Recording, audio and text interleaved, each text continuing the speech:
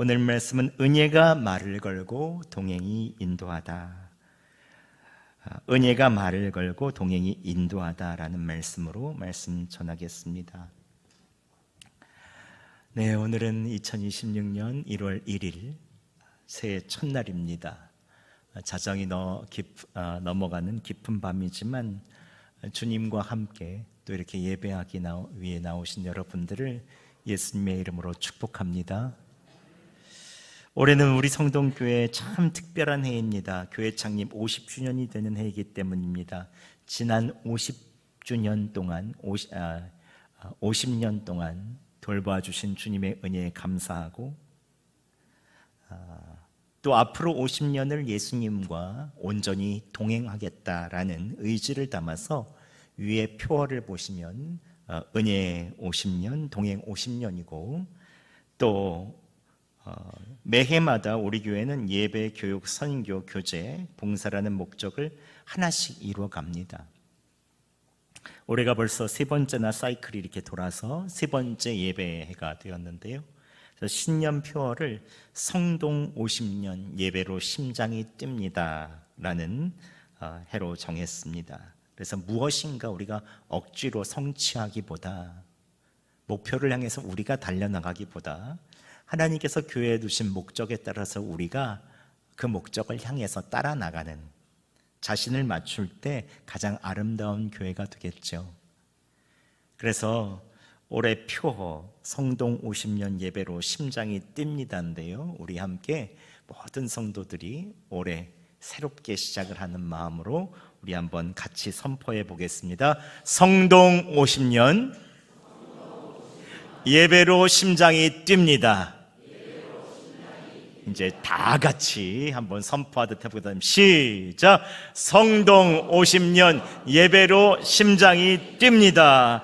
아멘. 오늘 모든 성도들의 삶 속에 예배로 우리의 있는 삶의 영적인 박동이 이루어지는 그런 한 해가 되기를 바랍니다. 오늘 본문인 요한복음 4장에 예수님께서 만나신 사마리아 여인이 나오죠. 예수님께서 이 여인을 예배자로 부르십니다. 함께 23절과 24절 말씀 저희가 함께 봉독합니다. 시작! 아버지께 참되게 예배하는 자들은 영과 진리로 예배할 때가 오나니 곧 이때라. 아버지께서는 자기에게 이렇게 예배하는 자들을 찾으시느니라. 하나님은 영이시니 예배하는 자가 영과 진리로 예배할지니라. 아멘. 예수님께서는 이 여인에게 지금이 아버지께 참되게 영과 진리로 예배해야 될 때이고, 하나님께서는 그런 예배자를 찾으신다고 이 여인에게 말씀하십니다. 즉 예수님께서는 이 여인을 예배자로 부르셨죠.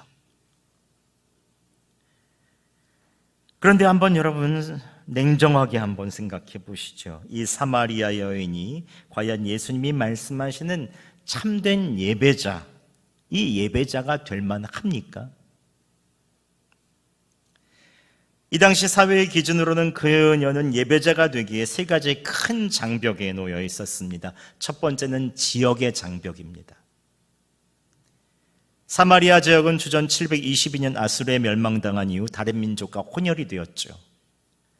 그리고 하나님도 섬기지만 외국의 우상도 섬기는, 혼혈이 됐으니까 다른 민족에 있는 우상도 섬기는 이 양다리, 세 다리 걸치는 신앙이었습니다. 보통 그러니까 한번 생각해 보죠. 교회를 다니는데 집에 가서 불상도 놓고 섬기고, 또 오늘의 운세 보고, 또 그쪽에 사주팔자 보고, 매해 또 계속해서 점 보러 다닌다면 이게 온전한 신앙이라고 할 수 있겠습니까? 근데 사마리아 사람들이 그렇게 하고 있었다는 거죠. 그렇기 때문에 유대인들은 사마리아인들을 경멸했습니다. 부정한 사람들이라고 해서 상종도 안 하고 사람 취급도 안 했죠. 심지어 유대인들이 예루살렘에서 갈릴리로 가려면 사마리아 지역을 관통하여 가면 되는데, 그 지역을 땅에 밟는 것도 부정하다고 해서 이렇게 다른 지역으로 돌아갔죠. 그래서 9절에 보면 이렇게 기록합니다. 이는 유대인이 사마리아인과 상종하지 아니함이로라.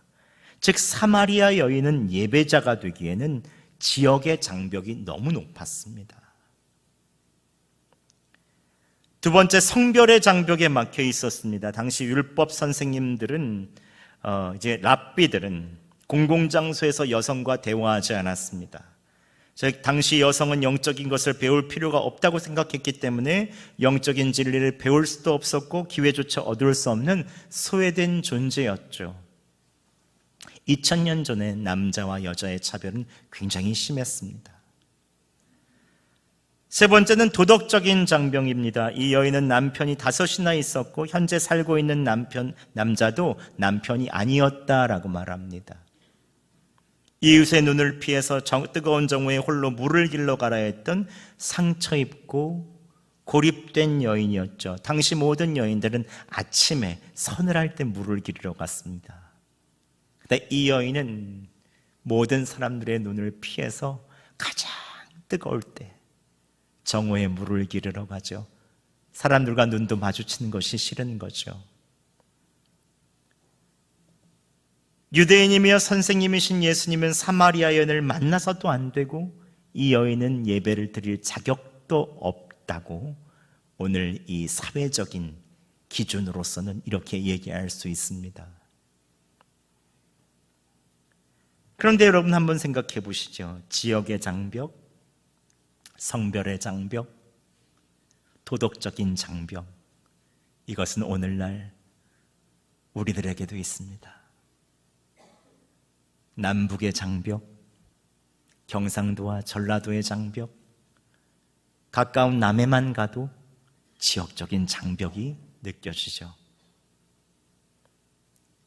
또한 성별의 장벽이 있죠. 남녀의 차별들이 은근하게 있는 것들을 보게 됩니다. 또한 도덕적인 장벽이 있습니다. 교회 내에서 여러 가지 과거가 있는 일들이 있다는 것이 밝혀지게 되면 부끄럽고 알려지게 되면 곤란할까 봐 조용하게 다니시는 경우들도 있죠. 도덕적으로 큰 무리가 없는데도 불구하고 사회적인 눈길이 힘들어서 교회 내에서도 장벽을 가지고 있는 경우가 얼마나 많은지 모릅니다. 지역의 장벽, 성별의 장벽, 도덕적인 장벽은 아직도 우리에게 있죠. 그런데 그럼에도 불구하고 예수님은 그녀를 먼저 찾아가셨습니다. 4장 4절에 보면 이렇게 나와 있습니다. 사마리아를 통과하여 하겠는지라 라고 말합니다. 근데 이것은 한글 세번역에는 뜻이 더 명확하게 나옵니다. 세번역에는 이렇게 말합니다. 예수님은 사마리아를 거쳐서 가셔야만 했다. 이것은 단순히 길이 그쪽이라서 가신 것이 아닙니다. 장벽에 갇혀진 여인, 자격 없는 한 여인, 아무도 돌아보지 않는 한 사람을 예배자로 세우기 위해서 그곳으로 의도적으로 들어가신 것이죠. 그 땅에 들어가서 이 여인과 대화를 나누며 이 여인에게 예배자로서의 부르심을 가지신 것입니다. 먼저 가신 것이죠. 여기서 우리는 첫 번째 예배자로 부르시는 그 주님의 은혜를 베푸시는 예수님을 볼 수가 있습니다. 예배자로 세우시기 위해서 은혜를 베푸시는 것. 다시 한번 23절 말씀 저희가 봉독하겠습니다. 시작. 아버지께 참되게 예배하는 자들은 영과 진리로 예배할 때가 오나니 곧 이때라. 아버지께서는 자기에게 이렇게 예배하는 자들을 찾으시느니라. 아멘. 여기서 예배하는 자들을 찾으시느니라 할 때 찾는다는 말은 헬라어로 제테이라고 말합니다. 잃어버린 것을 되찾으려고 간절히 애쓰다라는 뜻입니다. 근데 이게 현재 진행형이에요. 그러니까 자격이 없는 한 여인을 쉬지 않고 계속해서 찾아다니신다는 것입니다. 잃어버린 것을 되찾으려고 간절히 애쓰며 계속해서 찾아다니시는 분이 예수님이라는 것이죠. 이처럼 하나님께서는 지금 이 순간에도 자격 없는 한 사람들을 위해서 계속해서 찾아다니십니다. 우리의 모습이 온전치 못해도, 때때로는 부끄러운 부분이 있을지라도, 작년 한 해의 우리의 모습들이 그렇게 주님 보시기에 온전하지 못해도, 그래도 주님께서는 우리를 위하여 계속해서 찾아다니시는 분이라는 것이죠. 여러분, 은혜란 무엇입니까? 예수님께서 우리를 먼저 찾아오신 행위입니다. 즉, 은혜는 자격 없는 자에게로 흐르게 되어 있죠. 우리가 자격을 갖추어서 되는 것도 아니고 우리가 먼저 선택하는 것도 아닙니다. 예수님께서 먼저 찾아오시는 것입니다. 저는 교회 역사를 50년사 정리하다가 50년 전 성동교회 사진을 봤어요. 근데 그때 교회 개척 창립 멤버분들이 양복도 입으시고 한복도 입으시고 사진을 몇 분이 탁 찍으신 장면이 있더라고요. 근데 한번 제가 그때를 생각해 봤습니다. 맨 처음 교회를 개척할 때 그 감격이 얼마나 크셨을까요? 그때 사람들은 그리 많지 않았고 성동교회는 작고 미미했을 것입니다. 하지만 주님께서 예수님의 입장으로 한번 볼 때는 주님께서 그분들을 끊임없이 찾으셨죠. 성동교회를 두기 위해서 계속해서 끊임없이 찾으셨고 그분들을 택하여 이 성동교회 개척 멤버로 세워주셨습니다. 50년 전 척박한 고소동 언덕에 뿌려진 복음의 씨앗, 주님께서 그토록 찾으셨던 사람들이 모여서 오늘날의 성동교회로 열매를 맺게 된 것입니다. 50년 동안 수없이 많은 사람들을 주님이 부르셔서 이곳에 오게 하시고 변화시켜 주시고 또 부르시고 오게 하여 주셨죠. 그게 바로 우리 자신들입니다. 교회는 이 건물이 아니지요. 사람입니다. 사람. 끊임없이 우리의 부족한 우리의 모습, 상처 입은 우리의 모습, 사마리아 여인과 같은 이 한 사람을 찾아서 주님께서 끊임없이 우리를 부르시고 이 자리에 예배드리려 오게 하여 주신 것이죠. 요한복음 15장 16절 상반절에 예수님께서 제자들에게 이렇게 말씀하십니다. 너희가 나를 택한 것이 아니요 내가 너희를 택하여 세웠나니. 아멘. 지금 예배드리고 있는 오늘 2020년 1월 1일 50년이 지난 지금도 마찬가지죠. 우리가 자격이 있어서 이 자리에 있는 것이 아닙니다. 작년 한 해 실수도 많이 있었고 부족한 것도 있었고 가정과 일터와 모든 곳곳에 여러 가지 어려운 일이 여전히 있었지만 우리가 완벽해서 우리가 신앙생활을 잘해서 하나님이 부르신 것이 아니라 주님이 먼저 찾아주셨고 우리의 마음을 열어주셨기에 우리가 여기 있을 수 있는 것입니다.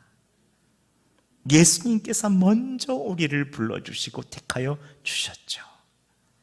바로 이것이 우리가 고백하는 은혜 50년입니다. 은혜 50년. 올 한 해 자격 없는 자에게 흐르는 그 은혜를 여러분의 삶과 가정에 부어주시기를 예수 그리스도의 이름으로 축원합니다. 그렇다면 여기서 우리에게는 질문이 있습니다.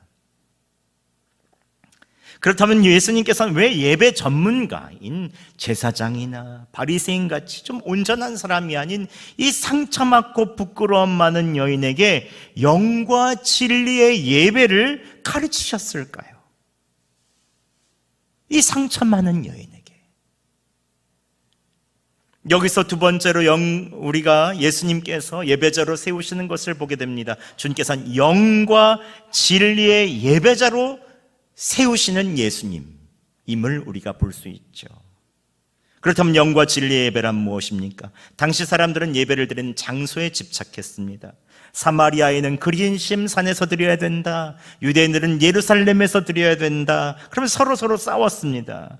그런데 예수님은 이렇게 말씀하십니다. 24절에 하나님은 영이시니 예배하는 자가 영과 진리로 예배할지니라.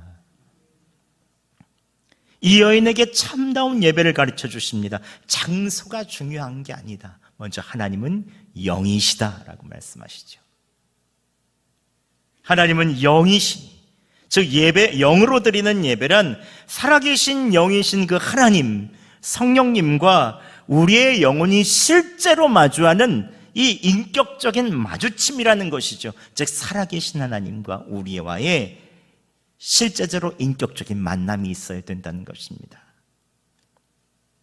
즉 이것이 바로 영으로 예배하는 것이죠. 그렇다면 진리로 드리는 예배는 무엇입니까? 진리는 추상적인 개념이 아니에요. 진리는 바로 예수님 당신이십니다.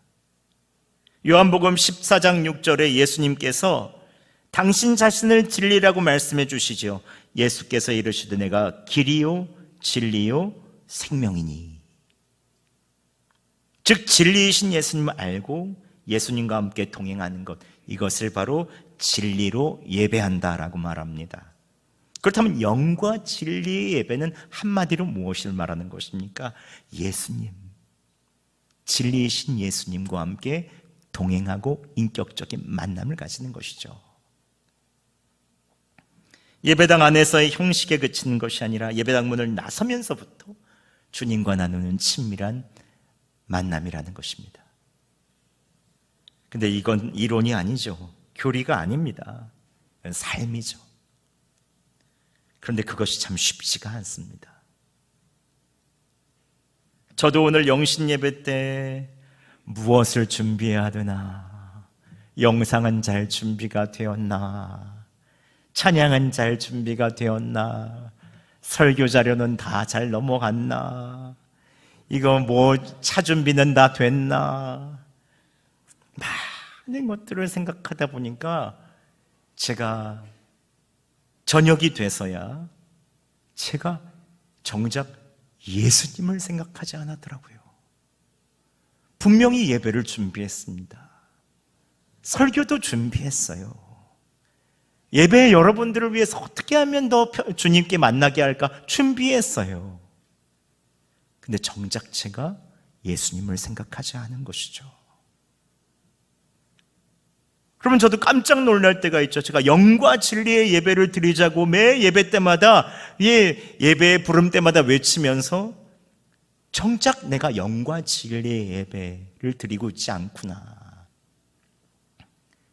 그런데 삶에서 순간순간 예수님 바라보고 인격적인 교제를 나누면 성령님의 만주심이 충만하죠. 평안이 찾아옵니다. 따뜻합니다. 어제 병원에 신방을 갔는데 무릎 수술하신 분이 계셔서 기도를 해드렸습니다. 교회 오신 지 얼마 안 되신 분이었어요. 근데 제가 이렇게 기도했습니다. 주님, 마지막으로 제가 간절히 기도해드리면, 주님, 저희는 이제 돌아갑니다. 이 자리에 없지만 주님은 이 자리에 계십니다. 주님께서 이불이 되어주시고 침대가 되어주시고 베개가 되어주셔서 이분을 꼭 안아주세요. 함께 해주세요. 주님을 생각하면서 간절히 이렇게 의식하면서 기도했는데 갑자기 옆에 계시던 간병인이 갑자기 뭔가 느껴지나 봐요. 옆에서 아멘 그러시는 거예요. 아멘. 저도 간절히 기도하는데 눈에 보이지 않지만 병실을 가득 채우시는 주님의 성령님 평안과 임재가 느껴지는 것이죠. 여러분, 주님은 영과 진리로 언제나 우리와 함께 하십니다. 우리가 모를 뿐이에요. 그렇기 때문에 우리가 주님 앞에 있음을 의식하고 고백해야 합니다. 그것은 눈으로 보지 못하지만 마음으로, 믿음으로 명확하게 볼 수가 있죠. 오늘 예수님은 여인과 친밀하게 대화하셨습니다. 그녀의 아픈 상처를 만져주셨고 자신이 메시아이심을 드러내셨습니다. 인격적으로 만나주시고 여인은 그 만남에 반응했습니다. 예수님께서 영과 진리로 예배하는 것이 무엇인지를 대화를 통해서, 인격적인 만남을 통해서 명확히 보여주신 것이죠. 여러분에게 여쭤보겠습니다. 2025년 한 해 일터에서, 가정에서 주님을 생각하셨습니까? 주님과 친밀히 만나셨습니까? 운전할 때 주님을 생각하셨습니까? 아니면 끼어드던 차에 대한 분노가 가득해 있으셨습니까? 주님은 장소에 갇혀 계신 분이 아니죠. 이곳에서도 계시지 않고 저곳에서도 계시지 않죠. 지금 우리와 함께 하시는 분이십니다. 여러분 다 오른손을 한번 딱 들어보시겠어요? 오른손 꽉 쥐어보시죠. 예. 그리고 이렇게 우리 한번 고백해 보겠습니다. 주님 손 붙잡고 갑니다. 오늘 예배당 문에 나가실 때 항상 착 서로 착 하면 주님 손 붙잡고 가는구나 하고 이렇게 아셔야 됩니다. 다시 한번 얘기해 보겠습니다. 주님 손 붙잡고 갑니다. 올 한 해 주님과 동행하고 영과 진리로 예배드리는 여러분 되시기를 예수 그리스도의 이름으로 축원합니다. 마지막으로 우리가 주목해서 봐야 될 것이 무엇입니까? 은혜로 주님께서 우리와 함께하여 주셨고 우리와 동행하여 주시고 인격적인 영과 진리로 만나 주셨다면 우리가 해야 될 것은 무엇입니까? 셋째로는 물동이를 버려두는 결단이 필요합니다. 이 여인이 예수님을 만나고 나서 어떻게 반응했습니까? 예수님을 만난 여인은 물동이를 버려두고 마을로 들어갑니다. 함께 28절 말씀 봉독하겠습니다. 시작. 여자가 물동이를 버려두고 동네로 들어가서 사람들에게 이르되. 아멘. 여기서 물동이를 버려두고 해서 버려두고는 헬라어로 아페켄이라는 말입니다. 이것은 단호하고 즉각적인 결단을 이야기합니다. 물동이를 버려두고, 물동이는 그녀의 목마름을 해결하는 생존의 도구였습니다. 하지만 영원히 목마르지 않는 생수이신 예수님을 만나자마자 그토록 소중했던 물동이가 더 이상 소중하지 않은 것이죠. 그녀는 이제 생존을 위해서 살지 않고 먹고 사는 것을 위해서 살지 않고 생수이신 예수님을 위해서 살기로 했습니다. 그래서 물동이를 버려놓은 것이죠.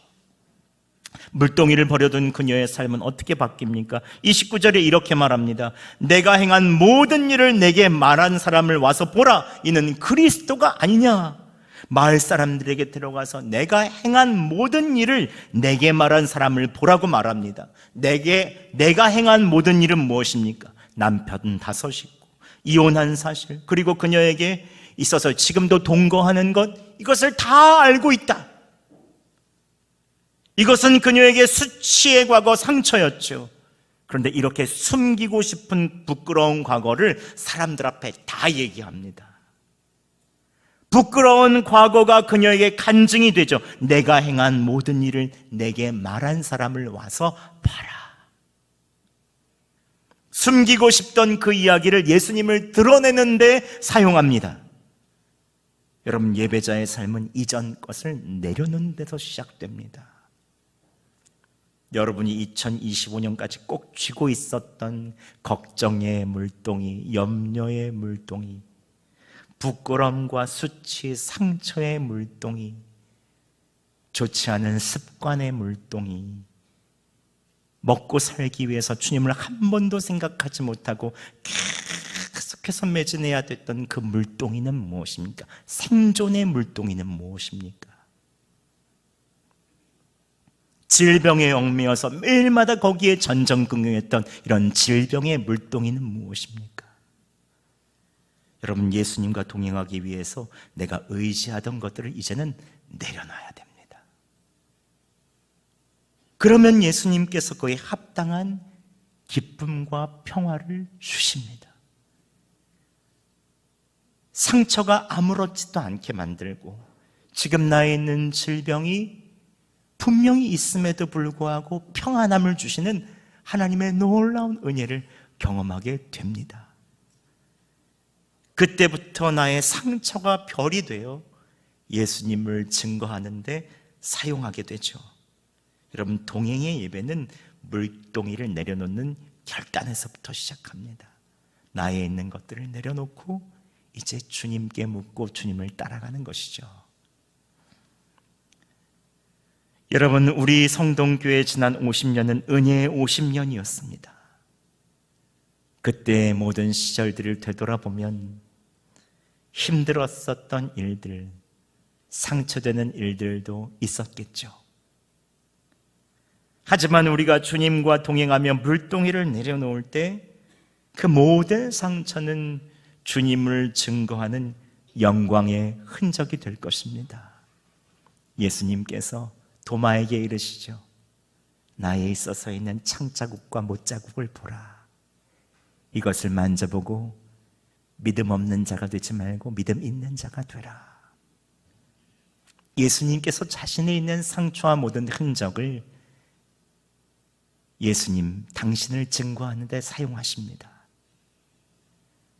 우리에 있는 모든 지난날의 상처, 우리에 있는 모든 흔적들은 결국 예수님을 증거하는 데 사용되게 될 것입니다.